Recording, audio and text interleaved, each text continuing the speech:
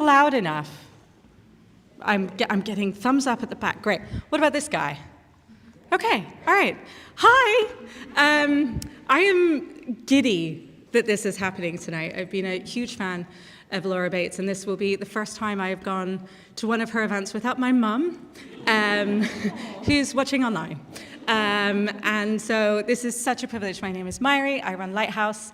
And there are a lot of us in this room right now, and it is quite warm. So I just want to say, we keep the mask because we have a few immune-compromised people in our community, and we want to make sure they can still come to events. So it means the world that you are wearing your masks. And together, by all doing it, we lower the risk. Now, if you are struggling to breathe, do feel free to lower your mask, take a breath of fresh air. If you want to dip out at any point, because some of this book is quite hard going, feel free to go out for a breath of fresh air and come back in. For afterwards, the loos are right up here. The book sales are over here. And the aisles are extremely narrow because there are so many of you. So I will reiterate this at the end, but basically the way it's going to work is the middle aisle is the way out. If you are buying a book, you're going to go down that side of the building. And if you are joining the signing, you're going to come up this side. And Laura's going to do that right here. That's kind of the fire exit is that way. And yeah, just be lovely and patient with each other in this beautiful but slightly narrow space for quite so many of you. So thank you for that. For anyone who's watching online, we will have the questions enabled very soon, and if you have any issues with sound, etc., then give us a shout. Which leaves me only to hand over to the very brilliant Gemma Milne, who is going to be our host for tonight. Will you please put your hands together to welcome Laura Bates and Gemma Milne.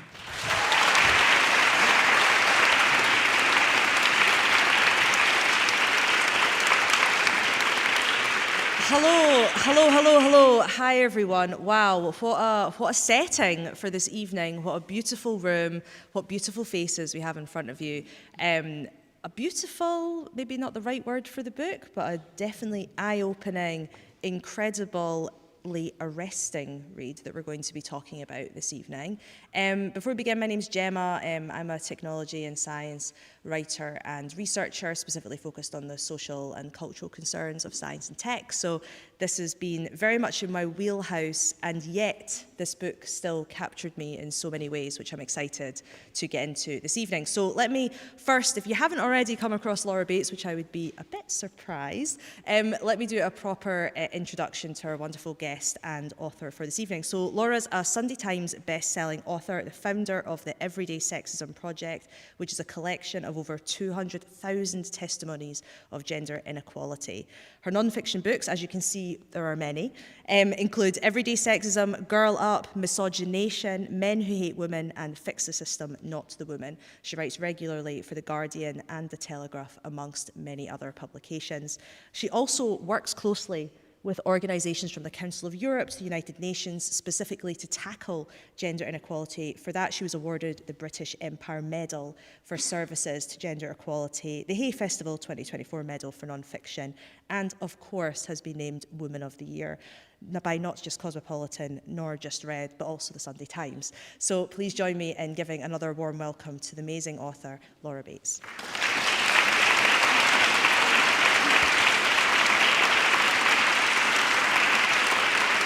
So, Laura, this is your new book, The New Age of Sexism, How AI Revolution is Reinventing Misogyny. And I was, captured by this idea of the new age of sexism and how the AI revolution is reinventing misogyny. So I wonder, for those who haven't yet had the chance to read the book, could you tell us a little bit about what is new that you're writing about here?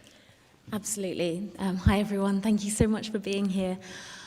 We are really on the edge of a precipice. We're about to see our society transformed in ways that it's difficult even to imagine at present. And what we are seeing is that it's not just a replication of existing forms of misogyny, but a reinvention that doesn't just risk building them into the kind of foundations of our future society, but actually amplifying them and embedding them in deeper and more inextricable ways. So I think for me, this book is about the idea that we are on this precipice. We are at this really pivotal moment moment. We're about to see this seismic shift in our working lives, our social lives, our love lives, in a way that we haven't really seen since the Industrial Revolution. But while that took place over a period of 80 years, this is going to happen almost in a heartbeat. And what that means is that we have to think about it and talk about it now before it's too late. And I think we can draw really important parallels here with social media and the ways in which that has become inextricably embedded with so many of our lives, personally, in terms of the society that we live in, the way that democracy happens, the way that we receive our news, the way that we communicate. And alarms were raised early on about social media. Women, particularly black women, said there is bias here, there is harm here, there are serious, severe forms of abuse and consequences here.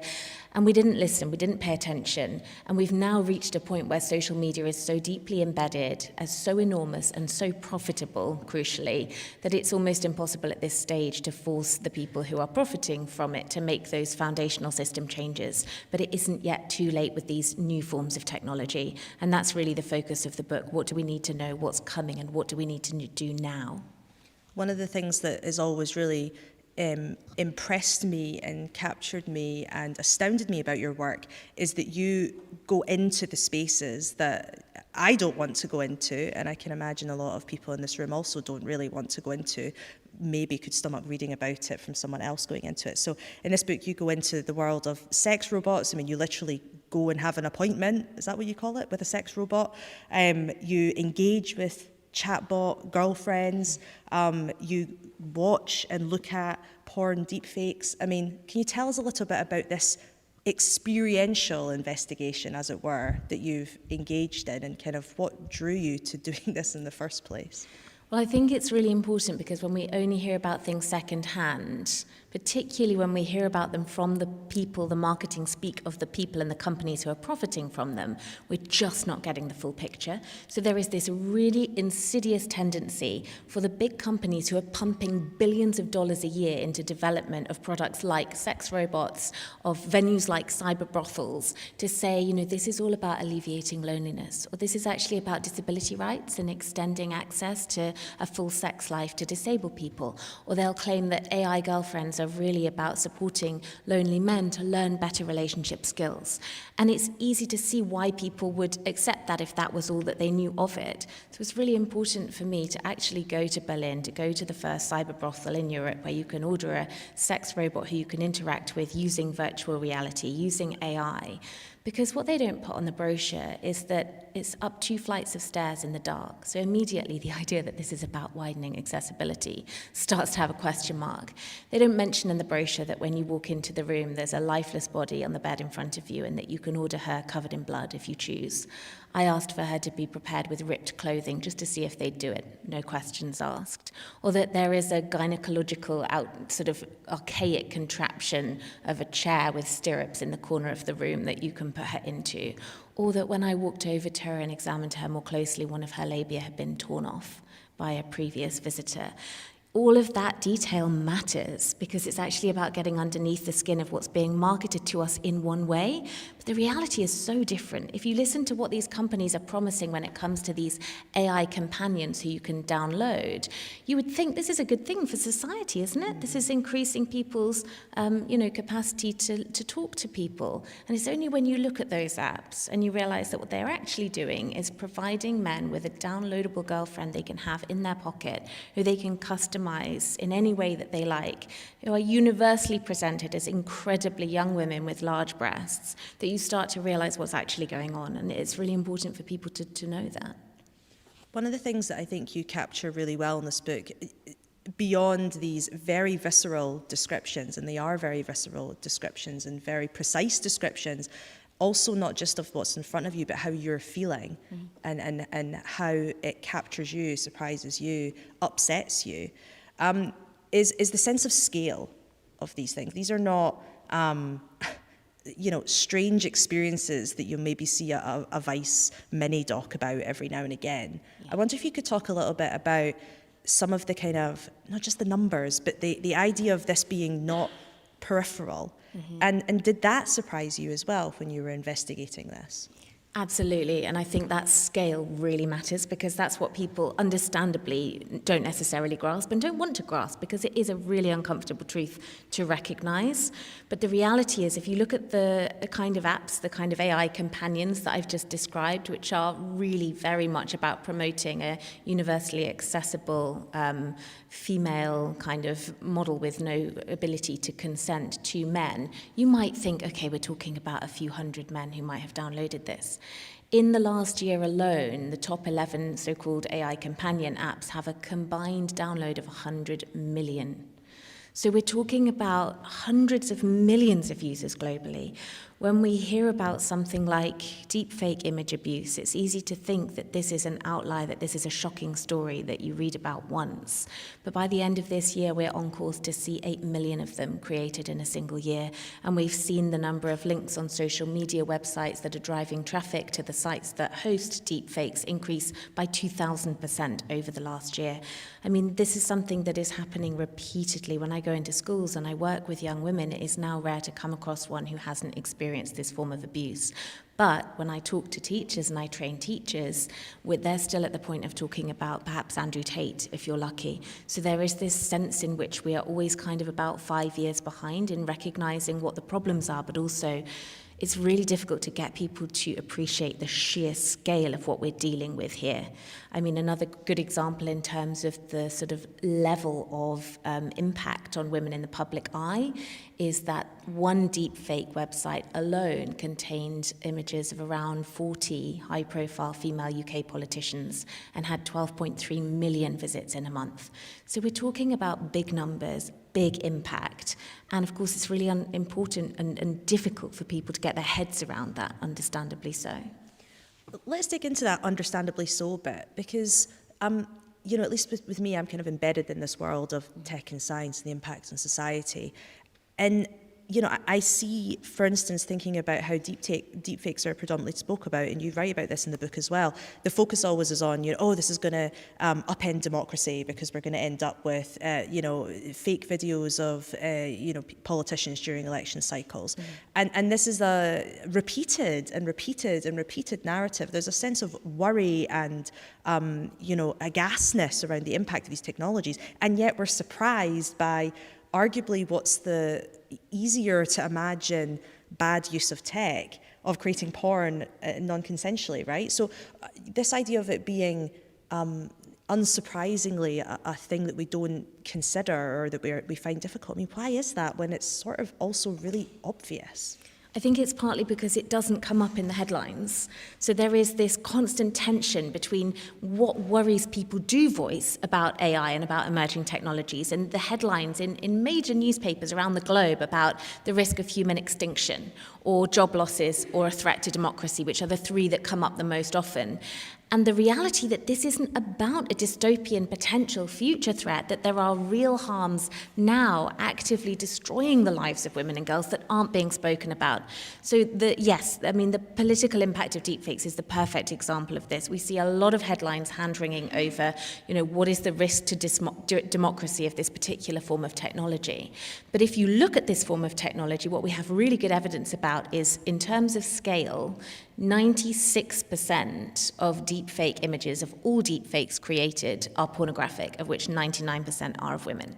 So we're talking about something which, in the vast majority of cases, is a very particular form of abuse. And yet, when Europol produced a briefing paper on this, how do we tackle it, how do we police it, you think, yes, great, they're taking note, they're doing something. It's 22 pages long, and it uses the word woman once. There are 2 small paragraphs on sexual deepfakes. So I think, as always, where this abuse harms women and girls' lives, it is seen as collateral damage, it's seen as inevitable, it's seen as unchanging and unpreventable, it's seen even, I would say, as an acceptable byproduct of progress. And what we don't tend to recognize, I think, in the same way that we don't recognize extreme misogyny as a form of extremism or men who act in its name as terrorists, is that there is a societal blind spot here, because we struggle to recognize recognise violence against women and girls as extreme, and that is because it's the wallpaper of our day-to-day lives, because we live in countries where around a quarter of women experience domestic abuse. Globally, 1 in 3 women on the planet will be raped or beaten in her lifetime. It's a catastrophe, it's a tragedy, and it's normal. I wonder if you could tell us a little bit, some of the anecdotes, not the data, some of the stories that are in this book that capture the reality of the harm that a lot of people, as you've reported, kind of are like, they're fake images, what's the big deal? Or they're chatbots, it's not real, we all know it's not real. How is this really impacting people? I wonder if you could tell some of those, and there's so many stories through this, it's so powerful, but I wonder if you could just share a couple of, I don't want to say small examples, maybe individual examples to bring to life that harm. Absolutely. So one of the stories in the book took place around a year ago, and it was in a small Spanish village called Almendralejo in the north of Spain, a sleepy little village that's known for its red wine and its olive production. And just as the children of the village were about to go back to school after the summer holidays, suddenly young people's phones started lighting up. And images were being spread. Images were being shared of a group of girls in the town, girls as young as 11. The average age was 12, the oldest was just 14. And the images showed the girls naked, except that none of the girls had taken any naked pictures of themselves. And it gradually became clear that these were deepfake images, but they were hyper-realistic, and the impact on the girls was devastating. I spoke to the mother of one of the girls for the book. Some of them refused to leave the house for days or weeks. They didn't want to go back to school. In some cases, they didn't go back to school. Some of them were abused and slut-shamed in very similar ways as we see with other forms of intimate image abuse. The fact that the images weren't real didn't prevent the abuse. It didn't prevent the slut-shaming. It was comparable in terms of impact. In some cases, they were blackmailed by boys who sent them more images and said, I found these as well, I'll release more if you don't do what I want you to do. I mean, the impact on those girls' lives and on the community was devastating. But I think for me, the most horrendous element of this particular story was what happened when the police started looking for the perpetrators. They started looking online, they started searching the dark web, they were looking for an organised criminal gang. And of course, as you might guess, where the evidence actually led was to the 12 and 13 and 14-year-old boys who were at school with these girls. I think we might be... Yeah, that's what I was thinking. Thank you. And then change your mic over, and I'll bring it back. Thank you so much. As you were. So I think in terms of impact, another story that immediately comes to mind with a similar issue, I think it might be happening with this one as well, I'm not sure. Yeah. There's a young woman who I spoke to for the book who found that images of her that she had previously shared in a consensual relationship were suddenly spreading online. They were cropping up on porn websites. She was being told that they were available by strangers who were contacting her online. And she reported to the police and told them that she suspected that her ex-partner was the culprit. And for years, her life was overshadowed by this ongoing battle, this trauma that the images were cropping up, that she didn't know who had seen them, that she didn't know where they might be shared next. She didn't know if they were being shared with her parents, with current or potential future employers. She became completely paranoid, not knowing who to trust or who in her life it might have been. She looked at people she met in the street and described not knowing who might have seen them. Eventually, she was diagnosed with PTSD. And some years later, the police eventually got to the point of being prepared to interview her ex-partner. On that day, he sent her a text message in which he said, "It was me that did this. I'm really sorry. I never meant to upset you." And later that day, the police contacted her and said they couldn't take any further action because, according to the law, intent to cause distress had to be proved. And the fact that he'd said he didn't mean to hurt her meant that it wasn't possible for them to proceed with any action. So the impact on these women's lives, the reality of PTSD, of girls dropping out of schools, of whole communities being turned upside down, is catastrophic. And, you know, the idea that it's not real harm, it's so hard to explain, but one of the reasons I wanted to write about this was because when my last book, Book 1, Men Who Hate Women, was published, one of the men who was very angry that I had written it sent me a pornographic very highly realistic deepfake image of himself, forcing his erection into my mouth and ejaculating on my face. And it's really hard to describe, I think, to people for whom this is a theoretical thing, the impact that that has on your body, on your mind, the fact that you can't unsee it. The real-world effects are no different. The images are hyper-realistic, the impact is there. But I also think it's fascinating that we are so obsessed, people are so obsessed with policing these forms of harm. People are so obsessed with the idea of saying to women, well, it's not this other thing, so why does it matter? Instead of saying these are new forms of harm that are having a devastating effect on young women, on girls, on politicians, on marginalised groups everywhere, why are we still relying on this idea of it could be worse, so think yourself lucky, instead of saying we need to get on top of this, we need to grapple with this now before it's completely out of control? I will give you one of this. I think maybe you're in a radio dead zone. Okay. But it will still pick up, this microphone will pick you up for the live stream. So if you hold on to it. Great. And then you can have that one. I'm going to try this one. Thank you. Can everyone hear still? Okay. Amazing. One of the bits that I thought was just such a simple little anecdote, a simple little question, was in the section when you were writing about the metaverse and using virtual reality headsets. And it was like, why don't you just take the headset off? Yeah.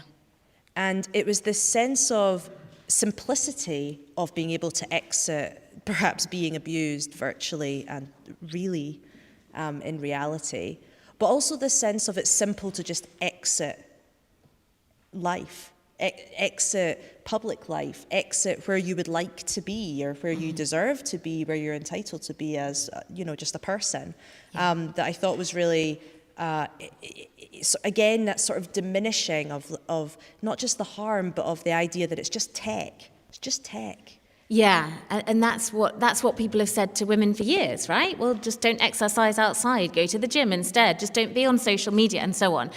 And there's so much to say about that. First of all, there's the frequency of it. When I was in the metaverse for 2 hours before I first witnessed someone being sexually assaulted in front of my eyes, just 2 hours. The CCDH has done a recent report where they found that every 7 minutes on average, a user is exposed to abusive incidents in the metaverse. So it is absolutely wholesale, it's rife. The first thing to say, I think, is, of course, that women deserve access to those spaces. And it's very easy now to say, well, take your headset off, step away. But Meta is pumping billions of dollars a year into making the world that Zuckerberg envisions a reality, a world in which the metaverse is intertwined with our offline existence, in which we don't have the choice to just step away because we're at board meetings in the metaverse, we're going to work there, we're attending events there, we're meeting friends there, we're at school there in virtual classrooms, virtual lecture theatres. So if we take as a baseline the idea that harassment is endemic and women should simply exit those spaces, how does that work when you reach the point where we don't have any choice but to go into them? The next thing to say is that, yes, at present, we are talking about a different experience, a virtual experience. It's still an experience of harm. It still matters. But the technology is developing at pace. They are already selling haptic full-body suits that you can put on to feel every single element of that interaction. Already eye-tracking technology and positional audio are in place that are starting to make the metaverse feel increasingly real. It won't be very long before a virtual assault is indistinguishable from a real one in terms of the physical experience, so that matters as well. But for me, actually, the even bigger question than any of that is, what does it mean if we are building this, what we are told is the future world? When you're waiting to enter the metaverse, the loading screen says, hang on a minute, we're building the future here. What does it mean if our starting point for that whole new world doesn't set the bar a little higher? If we're building an entire new world, can we not aim for a world in which abuse and harassment as a day-to-day reality for women and girls who have the temerity to step foot in there isn't just completely expected and accepted? And who gets to decide that? Who gets to decide that we will all live our lives in the metaverse, whether we like it or not, really in the same way that has happened with social media? And the answer is our governments, who have the power to regulate. It's not on parents And it can't be on parents because it was 3 years after Meta released its first headset that it first introduced any kind of parental controls for them. It has to come back to Meta. And if we want to talk about real-world harms, the NSPCC recently said that 47% of online grooming offences committed against children are happening on Meta-owned products. So this is real. The harm is real. It will become increasingly real, but isn't it real enough now to take action? One of the bits that I think captures that so beautifully, you interview actually throughout the book Hera Hussein, founder of Chain, who's brilliant. At one point she says, women are not outliers, marginalised people are not outliers. Yeah. This sense of, oh, this is just a byproduct of progress. Yes. And she's saying, are you having a laugh?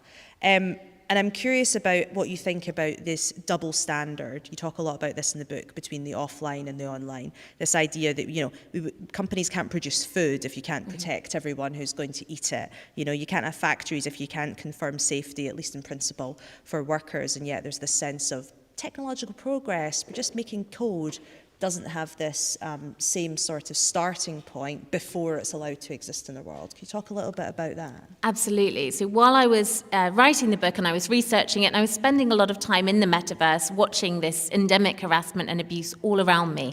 At the same time, there was this recurring news story about the Co-op Live venue in Manchester, which had just been built. And it was going to be the biggest live event space in the UK. And there was this great fanfare about its opening. And then there were these small problems right at the end with it reaching its safety certification. And they had to keep cancelling and pushing back the opening. And so really big acts, there were big real-world consequences. Take That had to cancel shows there. There were Olivia Rodrigo had to cancel her shows, huge financial implications. But they hadn't met the safety requirements, so they couldn't open. It was as simple as that. And it really struck me the bizarreness, I think, of that double standard, because we know that the impact of these offline spaces is real, but we also know that the impact of what happens online is real as well. We know about girls like Audrey Potts who have lost their lives because of the toxic misogyny that happens on social media. So there is this curious double standard that as a society, and particularly as politicians, there is a tendency to shrug our shoulders and go, well, it's huge. How could they? It's really difficult to regulate something when it's that big and has so many users. But just as you say, no multinational food company could say, well, we've got billions of people eating our products each day, so a few of them will get salmonella and die. But we can't keep every one of our workers safe in every one of our sites. It would sound completely absurd. The only reason it doesn't sound absurd with tech is because that's how we started, because we haven't been regulating since the beginning. So we've reached this absurd endpoint where we have this kind of assumption that it's just a bit too much to ask of these companies who are generating obscene wealth off the backs of our abuse, our harassment, our data. They have the income of small countries. In a single year, Meta's profits were $23 billion. It's not that they don't have the funds to do it, and it's also not that it isn't possible to do it. It's that the will isn't there. And we know from past experience that that is not going to change unless there is over-regulation with teeth. The only way to get that to happen is by politicians intervening. The big concern at the moment is how is that going to happen when these tech titans are standing in the Oval Office?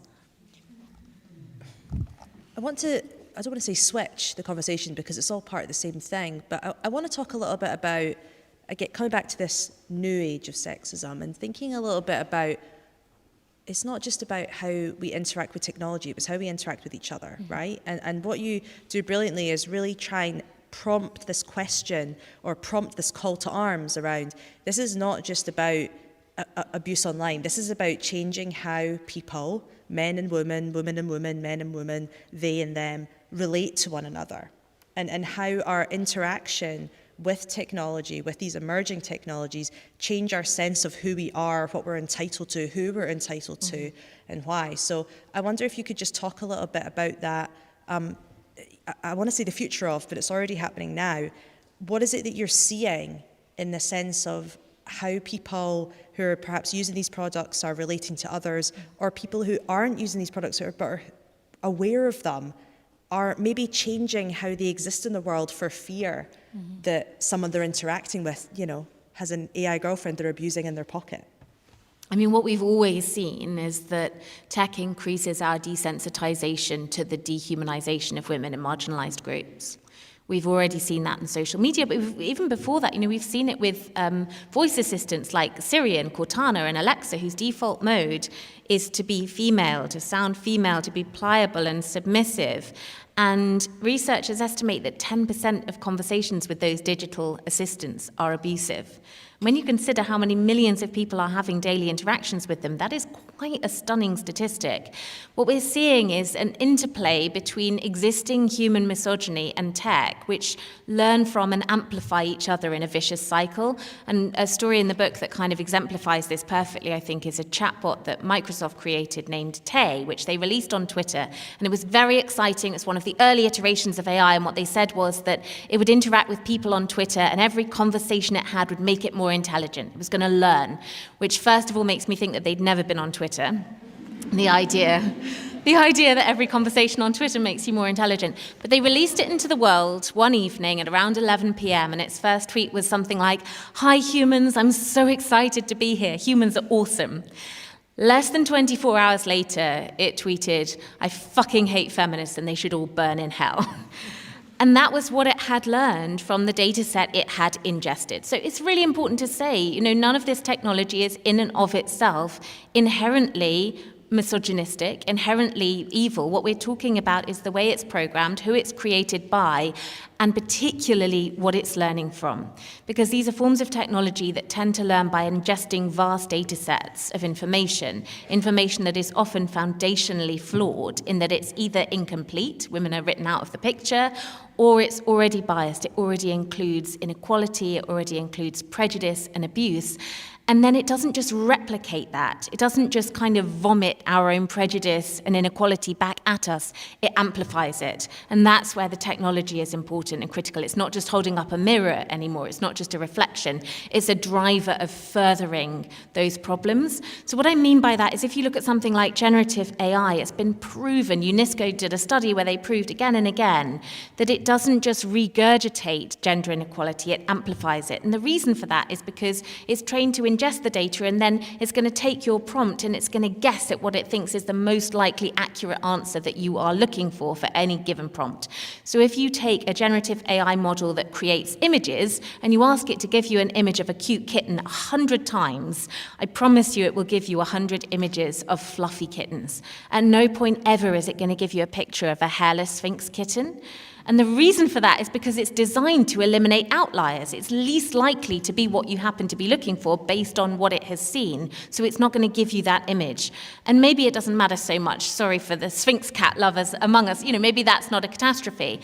But it does become problematic when the AI tool is suddenly being used in recruitment, for example, by big firms. 99% of Fortune 500 companies are already using recruitment that is AI tool-led. We know that in 40% of UK companies, it's happening across the board. So then it does matter if what that tool is doing is looking at the people who've successfully applied to your company in the past, the people who work there now, and saying, we can whittle down this pool of applicants and find you the best 10 people to interview out of thousands. But what do they mean by best? They mean the people who are likely to be the best fit. And that sounds really appealing if you're a company short on time. But the reality is what they're going to do is they're going to look at that probably white, male-dominated, perhaps private school educated, top layer of your company, and they're going to look for applicants that replicate that. So they are going to systematically filter out outliers, by which we mean diverse candidates. And then what the companies will say is, don't worry, we can switch off gender. We can make it race blind. Don't worry, we can fix it. But then what those algorithms will do is they'll look for proxies. So they'll look for words like netball. They'll find the names of historically black colleges in the US, and they will realize that people with those words on their resumes are not very likely to end up working for this company. And in a country where we know that there are almost 3 times as many men named John running FTSE 100 companies as all the women put together, that suddenly becomes pretty significant in terms of replicating bias, just at the point when we were trying to move away from that and fight to think about diversity in recruitment. This book is an easy read in the way that it's written, but it's an uncomfortable read and a difficult read, I must admit. At times I had to put it down, and maybe it's because my 3-year-old daughter was running around wanting to play games while I was reading about some of these examples. why do you want people to read this? Why is it important that we subject ourselves to this? Thanks, you're really selling the book. This is great. This is your opportunity. This is ad space. Go for it. I spoke to Sarah Pascoe about it, and she said, fucking depressing, with her words. It's like, thanks, Sarah, they'll put that on the paperback. I wish we didn't have to. Of course I do. Of course I don't want to upset people, and of course I wish that people didn't need to read this book. My fear is that if we don't, there isn't anything to stand in the way of those tech companies whose motto is move fast and break things, and whose motto really means move fast and break certain people. Move fast and use the harm and the abuse and the trauma of women and marginalised groups as a building material, as a stepping stone on our way to even greater wealth and domination. The only way that I can see that we are going to change the trajectory that we are on before it is catastrophic is if there is significant enough public outcry about this happening, about the ways in which this is already being allowed to become embedded in our lives, already impacting us whether we choose it to or not, is if enough people raise their voices together to demand change. I can't see any pathway forward that doesn't involve significant regulation, significant cross-border, cross-international legislation, and the only way I can see that we are going to convince politicians that that is necessary is by enough voters raising their voices and demanding that these protections be created. And that's why I think people need to know. So much of my work is about harms that people don't know about. What I've learned recently is that you can spend years researching something like this and writing a book about it and, you know, really sort of putting your blood, sweat and tears into trying to make people aware of it. And then 5 years later, some men will come along and make a TV show. And at that point, everyone will be talking about it and go, oh my God, have you heard about this thing? So I'm not saying that books are the only way to do this, but I think it has to be a start. I think that we can't fight about this if we don't know that it's happening, and I think the fact that we don't know it's happening is deliberate. So I guess this is an active defiance against that, about that subvertive, that stealthy re-embedding of discrimination in our future, which we haven't consented to. So it's not a lost cause? I hope it's not a lost cause, but it's really difficult to envision how we stop this when we've got so many of the men who are responsible for these harms standing behind the desk of the most powerful man in the world, where democratically elected governments in countries like ours seem to be bowing to the pressure of those men. You know, it was publicly made clear that our government was prepared to water down the provisions of the Online Safety Act if it helped them to obtain a favourable trade deal with the US. And those two things never should have been on the same table. The only reason that they were, again, was because of who is standing in the Oval Office. When the AI summit happened in Paris and hundreds of countries signed up to an agreement, to a declaration that AI should be accessible and equitable and have safeguards built in at design stage, and the US government said, we're not signing that, we should prioritise progress over safety, the UK government stood alongside them and said, we won't sign it either. And there is hope because the technology isn't inherently good or bad, and there are women-led teams, educators and innovators and researchers and scientists and developers who are doing incredible things with it, who are developing forms of AI that are actually designed to eliminate bias in other AI, and that's really exciting. The problem is that women are only 12% of AI researchers and 80% of AI professors are men.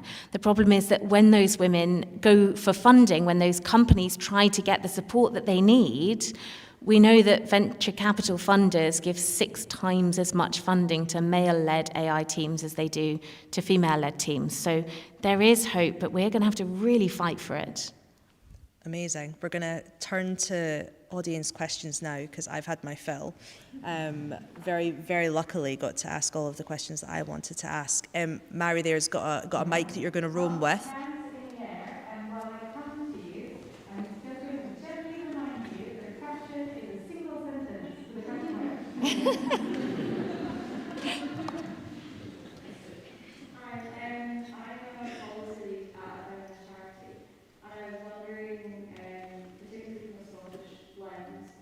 What are the policy levers that we can pull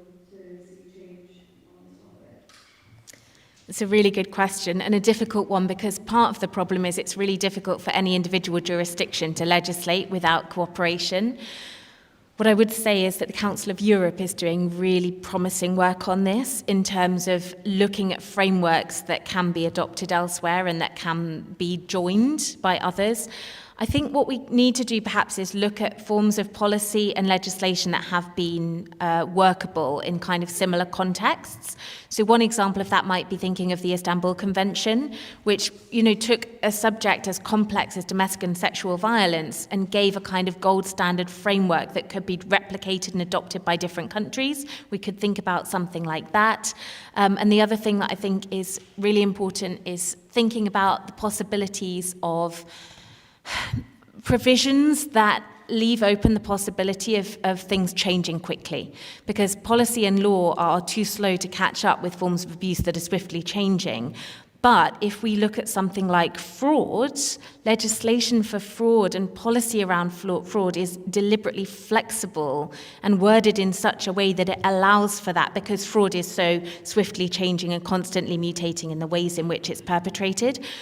So it's one of those areas where I think people will say it's too difficult. We can't write policy for this. We can't legislate for it. And maybe what we need to do is think about looking at innovative solutions that have worked comparably in other ways and in other places, and then trying to replicate those. Amazing. Another question. I saw many hands. Yeah, there's one there. And if you put your hands in the air. So- There we go. Okay, I'm going to go 1, 2, 3. But first I'm going to do Gemma online. Another Gemma. Oh, Gemma says, Men Who Hate Women is my favourite book so far, so thank you, Laura, for writing it. How can we have these conversations about topics to those in our lives? And is there a concern that if we do talk about these realities, then we are opening up more people to carry out these acts? That's a great question. Thank you for that. It's a difficult thing to balance, and it's something that I always have to think about in my work. It was something I thought about a lot when I wrote Men Who Hate Women. The reason I came down on the side of writing that book, when for a long time there had been a kind of general undercurrent of the idea that we shouldn't give these people the oxygen of publicity, is that oftentimes what that does is enable them to continue operating very effectively in the dark. That was what was happening in terms of extreme misogynistic influencers who were reaching teenage boys. We just weren't talking about it or aware of it in the public or in education or amongst parents. And I think the same is true here. I think if 100 million people have already downloaded these apps, then that risk, that ship has already sailed. I think having the conversation offers opportunities for intervention. It offers opportunities for alternative sources of information to be provided. Often where people are operating in online spaces, they are increasingly polarized. There isn't that opportunity for source skepticism and for literacy around kind of alternative facts. So I think that talking about it does matter, and I think that on balance it is the right thing to do. In terms of how we do it, it's a really difficult question. I mean, I hope that resources like this can be useful. I think that really this is where men come in. I think that men have a really important role to play here in bearing some of the burden of starting these conversations with other men. Because the question that I am probably most frequently asked at events by women is, how do I talk to the men I love and care about whose misogyny devastates me? And it's really upsetting and really hard to be the one that constantly has to fight those battles, especially if they are with people we're close to.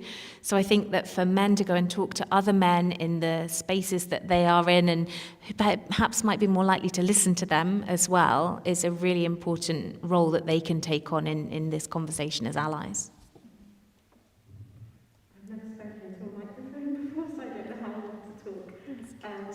So I work for the Welsh Government, and I work within digital, and we're currently working on looking at policy to do with AI, etc. I'm really trying to push for better kind of controls and policies, and for people to not use them as flippantly in work at the moment until we have that. But I'm really struggling to have that conversation with people where they actually listen to me. And I know that it's quite similar to the question that was just asked, but in kind of a work context or an employer context, is there any way that you can kind of advise that I can kind of push those conversations a little bit further to kind of make sure that I'm making the case for that? That's a great question, and thank you for doing it and for being in that place and having those conversations, because that's what we need and it's so important. I think one thing that's useful is making it clear that this is not anti-tech. So you're not trying to constrain the use of AI, you're not trying to prevent development, because there's a huge amount of focus on becoming a global leader. Basically what we're seeing with AI is a kind of new arms race, and people are very scared about being left behind. What I would say is that if we prioritize safety and equity and responsibility at design stage, we're going to end up with products with much greater longevity. So being a leader and a forerunner in this space doesn't just mean speed. I think that you can platform and kind of point them to the voices of experts in the field, because there is a tendency to think, oh, you're a Luddite, you're being hysterical, you're just whinging about everything. Jan Leek, one of the most important security personnel at OpenAI, resigned last year, citing the fact that the company was prioritizing shiny products over safety processes. So there are really important voices from within this field who are really blowing the whistle about this. I think what we're saying as well is not out of line with what perhaps your colleagues would be quite happy and comfortable with when it came to other spheres. So looking at that kind of comparison with other products which are released to the public and the absolute acceptance of the fact that certain safety standards have to be met first. This is not about saying don't develop new products. It's about saying what are the guidelines for the standards those products need to meet before they're released to the public. It's not about saying let's not absolutely prioritize research and development. It's about saying we should be completely disentangling big tech funding and interference from that research and development. So I think it's about trying to get that nuance across and not just coming across as a kind of anti-tech person. Thank you.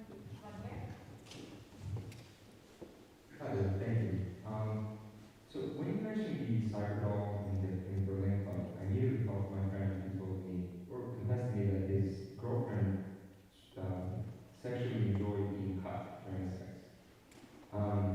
And then later you mentioned child grooming in the context of AI or technology, and just today I was reading the New York Times investigation that they did on sort of child influencers, and they found that the mothers were at the center of much of this child exploitation. So, sort of conceding many role, my question is how you conceptualize, maybe philosophically, if you do, or sort of get any thoughts on this, on the women's role. Do you see it as another form of victimization or as a form of perpetration under the system? Thank you. That's a really good question. I mean, I think that there is a really complex line to be walked here in terms of freedom of expression, in terms of policing, but I think what's really important to say is that there are people who will experience real life harms as a result of this. In the book, it was really important to me to include the voices of sex workers who are likely to be perhaps the first to bear the brunt of the impact of these forms of technology, but whose voices are not often included in the conversation. And what they are saying is that they are concerned about people who visit places like the cyber brothel and then think that there is very little of a difference between being able to treat robots in whatever way they choose and how they might come to treat those real women, and then more widely how they might treat women in their lives. And it is a really difficult balance, I think, but what's really important to say is that this is not ungendered. This is not just about sexual freedom. If it were, we would be seeing equal numbers of male robots offered up at cyber brothels, equal numbers of male robots available for purchase with settings called a frigid setting, so that you can turn that on and they will protest in order to allow you to enact rape fantasies on them. I think if we look at the cases that we've seen around childhood sexual abuse and these particular forms of technology facilitating it, what the National Crime Agency has repeatedly said is that there is no evidence to suggest that there isn't an escalation from experiencing these particular forms of technology and then progressing to real-life offending and real-life harm. For me, I think about online pornography. I think about the fact that we know that 1 in 8 of the front page porn videos that are portrayed to first-time users on the most easily accessible porn websites show women being hurt, raped, or otherwise abused. And I think of the argument that this is just about fantasy and it's just about wish fulfillment and it doesn't have any kind of offline impact. And then I think about the schools I go into every week, and I think about the thousands of girls I meet from a really young age who are having experiences of suddenly and unexpectedly being choked by their very early sexual partners. And we know that that has been driven by the rise in the portrayal of those practices within online pornography, not within specific BDSM online pornography, but very much as a mainstream, portrayed as a non-consensual act. So I think it is about thinking about the real world harms, and I do think that we need to think about the overlap here with child sexual abuse, because it is very significant. It is very significant when we're looking at the creation of these AI models, which frequently also portray children, the sex robots again, and thinking about what the kind of real world harm is. It's a balance that has to be struck, but I don't think we're striking the right balance right now. In my experiences of researching this book, I would say that men's sexual desires are privileged over women's rights every single time. And there isn't really any other sphere where we are so willing to do that. You know, we don't say that we should be offering up mannequins that men with the urge to stab and murder people can come and stab, and they'll spurt realistic fake blood because they have the right to get that out of their system. And I think maybe this is about wrongly conflating power and violence against women with sexual desire, which is a problem our society has always had. When we talk about rape being an act of uncontrollable desire towards a woman in a short skirt, and the reality is, of course, that none of the statistics bear that out. I think perhaps some of the same problems are clouding our judgment here too.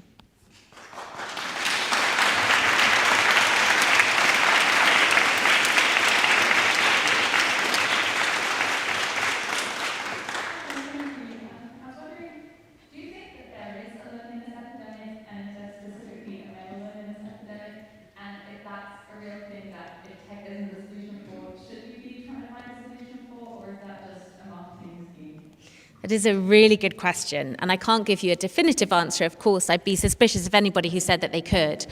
What I can say, I think confidently, is that there are a huge number of very lonely men, and that that's sad and it's a problem. I also think there are a lot of lonely women, and we hear about them less. I also think that we're doing men a huge disservice to suggest that the solution to male loneliness, whether it's an epidemic or not, is a very, very young, large-breasted robot. You know, like a lot of these kinds of marketing tools, they talk about older men and they talk about men who've been widowed, but there are no 70-year-old sex robots. None of these apps that you can download to sit in your pocket and be a so-called companion look anywhere above the age of, I would say, 20 at a push. So it's all marketing speak, and it does a disservice to men because it suggests that this is a feasible solution to something which is a real problem. I don't think that we've had a very good estimation of the scale of the problem, so I think it's difficult for anyone to answer it. But I think that the issues that we need to tackle there are mental health problems, community support for mental health problems, the gender stereotypes that from childhood prevent men from feeling able to reach out for mental health support when they experience crisis, which leads to the fact that suicide is the leading cause of death for men under the age of 50 in our society. I don't think these apps are going to make a difference to that. In fact, I think that they can be really harmful. In fact, there was a case of a man who had a very, very intense relationship with his companion on one of these apps. He bought a crossbow and told her that he wanted to climb into Buckingham Palace and shoot the Queen. And she said, "I believe in you. You've got all the tools you need to complete this dream." So I don't think there is much evidence of the fact that this is such a poor substitute for human connection. It doesn't support men into relationships by giving them the tools to learn how to communicate with women, because it presents to them endlessly available, subservient women who will never stand up to them. They'll never have a different opinion or a disagreement. If anything, it is preventing them from developing the tools that we really need for close, human, real interaction. So I think it's particularly insidious that they're being presented in that way. And I also think the idea that we can suggest that a male loneliness epidemic is what has led to the online extremism and misogyny that we are now seeing is really misleading and really disingenuous as well. I think we have time for maybe one or two burning questions. We have one hand here, and okay, we're going to do three really short.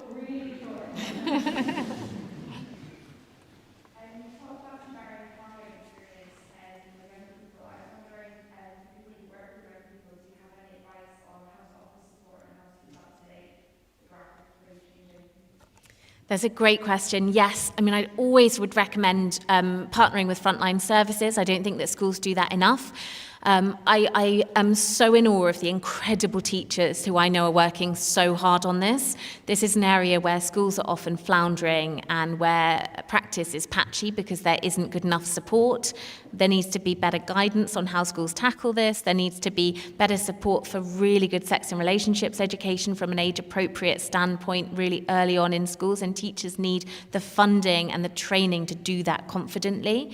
But what I would recommend is familiarising yourself with the reality of the online landscape, because I think that can give confidence in having these conversations, in understanding what it means when boys in the playground are calling each other Sigma and so on.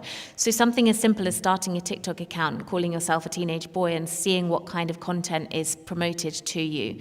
And also recognising that there is help and support available. There are really good resources. The Sex Education Forum has some. There are organisations like Beyond Equality that can come in and help schools in terms of working with young men. So don't be afraid to reach out for help, because the resources are out there as well.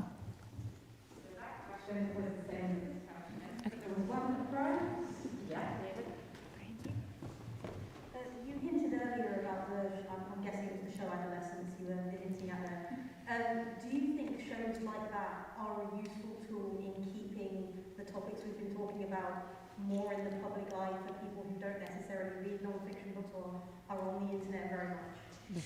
In many ways, yes. I mean, I joke, like, obviously it's a really good thing, and it's great that they've come along and decided to kind of make that show, and they've really been very thoughtful, and they've provoked such an important conversation, and absolutely we can't have that reach, so it's brilliant that that reach is there.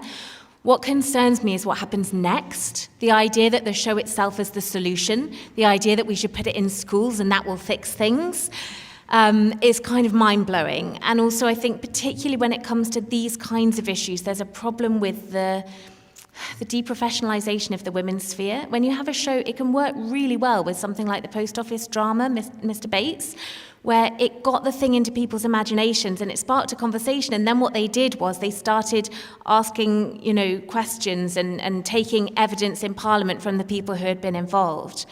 The producers of Adolescence were invited to give evidence in Parliament last week, and that makes me wonder, what about the frontline women's organisations that have decades of expertise and understanding of the deep-rooted drivers of this problem and how it should best be tackled in meaningful, sustainable ways? So I think that absolutely, those cultural things are so important. We need them. They are a kind of antidote to some of the other less useful forms of misinformation and culture that are circulating on the internet, and it's a brilliant thing and such a powerful drama. I think the problem is more in how people then approach it, how people respond to it, and particularly policymakers for being lazy enough to say this is the beginning and the end, this is the solution, instead of looking a bit more deeply about what we need to do to actually get underneath the surface of that problem and really tackle it in a meaningful way. Please join me in giving another ginormous thank you, applause for Rick Roberts.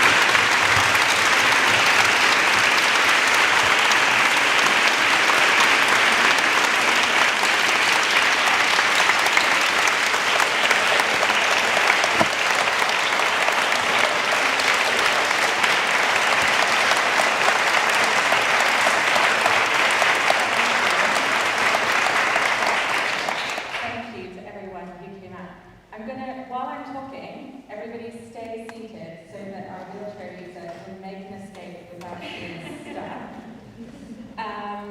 Thank you so much for coming along, and it's really nice to see the joy and appreciation. It's not just for this